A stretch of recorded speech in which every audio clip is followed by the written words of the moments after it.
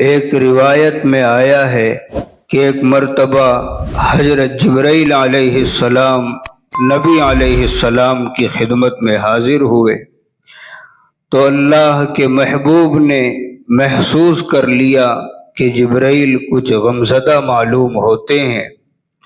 آپ نے پوچھا کہ جبرائیل کیا معاملہ ہے کہ میں آج آپ کو غمزدہ دیکھتا ہوں؟ حضرت جبرائیل نے عرض کیا کہ اے محبوب کل جہاں، میں اللہ کے حکم سے آج جہنم کا نظارہ کر کے آیا ہوں، اس کو دیکھنے کی وجہ سے میرے اوپر غم کے اثرات ہیں۔ نبی علیہ السلام نے پوچھا کہ جبرائیل بتاؤ جہنم کے حالات کیسے ہیں؟ عرض کیا اے اللہ کے نبی صلی اللہ علیہ وسلم، جہنم کے اندر اللہ تعالی نے 7 درجے بنا رکھے ہیں، ان میں سے جو سب سے نیچے ہوگا اس کے اندر اللہ تعالی منافقوں کو رکھیں گے۔ قرآن کریم میں فرمایا ان المنافقین فی الدرک الاسفل من النار، اس کے اوپر والے 6 درجے میں اللہ تعالی مشرک لوگوں کو ڈالیں گے، اس سے اوپر والے 5ویں درجے میں اللہ تعالی سورج اور چاند کی پرستش کرنے والوں کو ڈالیں گے، اس سے اوپر والے 4تھے درجے میں اللہ تعالی آتش پرست لوگوں کو ڈالیں گے، اس سے اوپر والے 3 درجے میں یہودیوں کو ڈالیں گے، اور اس سے اوپر والے 2 درجے میں عیسائیوں کو ڈالیں گے۔ یہ کہہ کر حضرت جبرائیل خاموش ہو گئے۔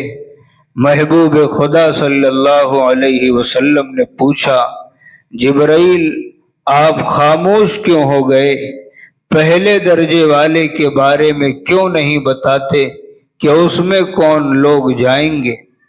عرض کیا یا رسول اللہ صلی اللہ علیہ وسلم، سب سے اوپر والے یعنی پہلے درجے میں اللہ تعالی آپ کی امت کے گنہگاروں کو ڈالیں گے۔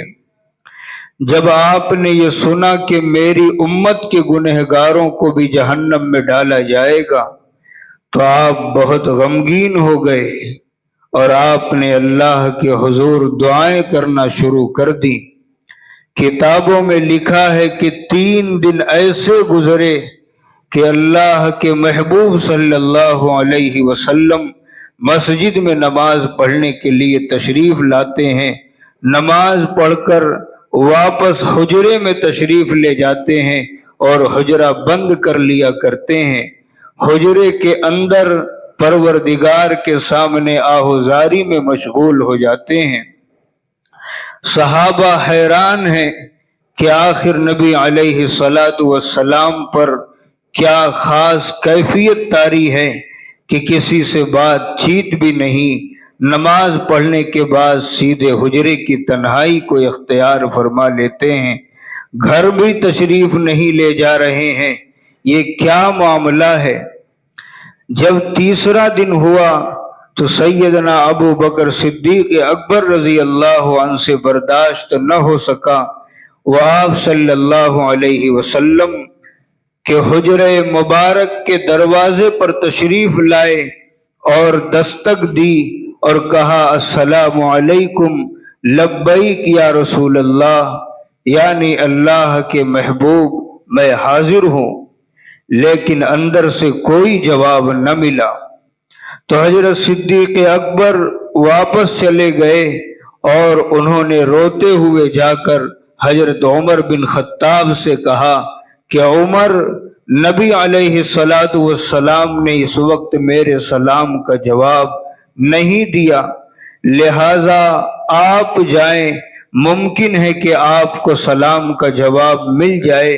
چنانچہ حضرت عمر رضی اللہ عنہ حجرہ مبارک کے دروازے پر آئے اور انہوں نے بھی اونچی آواز سے 3 مرتبہ سلام کیا، مگر نبی علیہ السلام کی طرف سے جواب کی آواز نہ آئی۔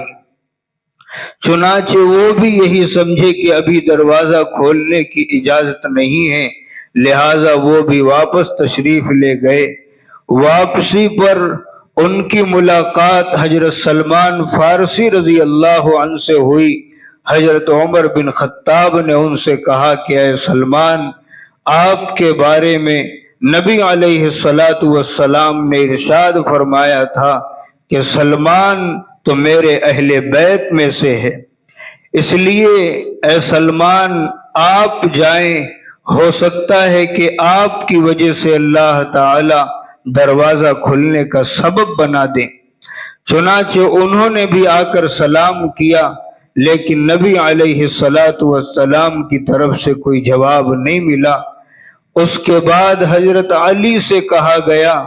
جب ان سے کہا گیا تو انہوں نے سوچا کہ میں اس بارے میں کوئی اور حل کیوں نہ کروں، چنانچہ وہ خود دروازے پر جانے کے بجائے اپنے گھر تشریف لے گئے اور اپنی زوجہ محترمہ حضرت فاطمہ الزہرا رضی اللہ عنہا سے فرمایا کہ نبی علیہ السلام پر 3 دن سے ایسی کیفیت ہے کہ آپ حجرے کی تنہائی میں ہیں، جب مسجد میں تشریف لاتے ہیں تو چہرے انور پر غم کے آثار ہوتے ہیں، آنکھیں آبدیدہ محسوس ہوتی ہیں، اور نبی علیہ السلام کسی سے کلام بھی نہیں فرما رہے ہیں۔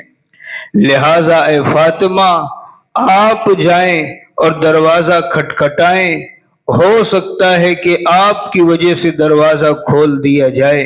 چنانچہ سیدہ فاطمہ تشریف لائی اور انہوں نے بھی آ کر نبی علیہ السلام کو سلام کیا۔ بالآخر محبوب صلی اللہ علیہ وسلم نے ان کی آواز پر دروازہ کھولا اور اپنی بیٹی کو اندر بلا لیا۔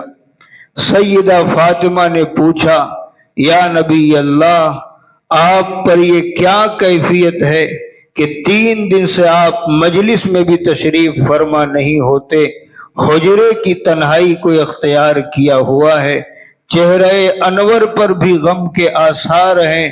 اس وقت نبی علیہ السلام نے یہ پوری بات بتائی کہ مجھے جبرائیل علیہ السلام نے آ کر بتایا کہ میری امت کے کچھ گنہگار لوگ جہنم میں جائیں گے۔ فاطمہ، مجھے اپنی امت کے ان گنہگاروں کا غم ہے اور میں اپنے مالک سے فریاد کر رہا ہوں کہ وہ ان کو جہنم کی آگ سے بری فرما دے۔ یہ کہہ کر نبی علیہ السلام نے پھر لمبا سجدہ فرمایا، حتیٰ کہ اس سجدے کے اندر بھی روتے رہے۔ بالآخر اللہ تعالی کی طرف سے وعدہ آیا، اے محبوب، وَلَسَوْفَ يُعْطِيكَ رَبُّكَ فَتَرْضَىٰ، اللہ تعالی آپ کو اتنا عطا فرمائے گا کہ آپ راضی ہو جائیں گے۔ چنانچہ نبی علیہ السلام نے ارشاد فرمایا کہ اللہ تعالی نے مجھ سے وعدہ کر لیا ہے، لہٰذا وہ قیامت کے دن مجھے راضی کرے گا، اور میں اس وقت تک راضی نہیں ہوں گا جب تک میرا آخری امتی بھی جنت میں نہیں چلا جائے گا۔ یہ تھی اللہ کے نبی کی اپنی امت کی خاطر تڑپ۔